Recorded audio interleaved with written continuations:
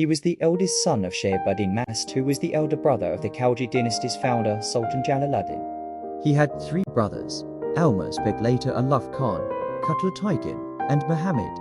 Alauddin was brought up by Jalaluddin after Shaybuddin's death. Both Alauddin and his younger brother Almazbek married Jalaluddin's daughters.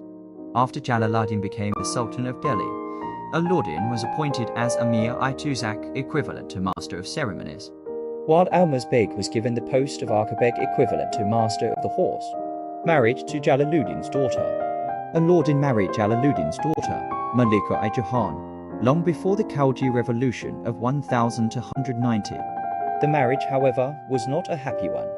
Having suddenly become a princess after Jalaluddin's rise as a monarch, she was very arrogant and tried to dominate Alauddin.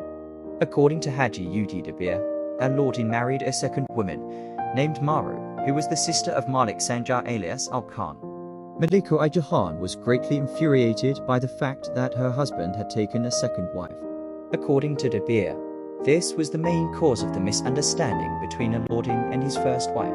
Once, while Alauddin and Maru were together in a garden, Jalaluddin's daughter attacked Maru out of jealousy. In response, Alauddin assaulted her. The incident was reported to Jalaluddin, but the Sultan did not take any action against Alauddin. Alauddin was not on good terms with his mother-in-law either, who wielded great influence over the Sultan. According to the 16th century historian Firishta, she warned Jalaluddin that Alauddin was planning to set up an independent kingdom in a remote part of the country.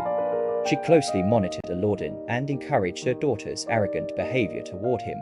Governor of Kara. In 1291, Alauddin played an important role in crushing a revolt by the governor of Kara, Malik Chaju. As a result, Jalaluddin appointed him as the new governor of Kara in 1291. Malik Chaju's former emir's subordinate nobles at Kara considered Jalaluddin as a weak and ineffective ruler and instigated Alauddin to usurp the throne of Delhi. This, combined with his unhappy domestic life, made Alauddin determined to dethrone Jalaluddin.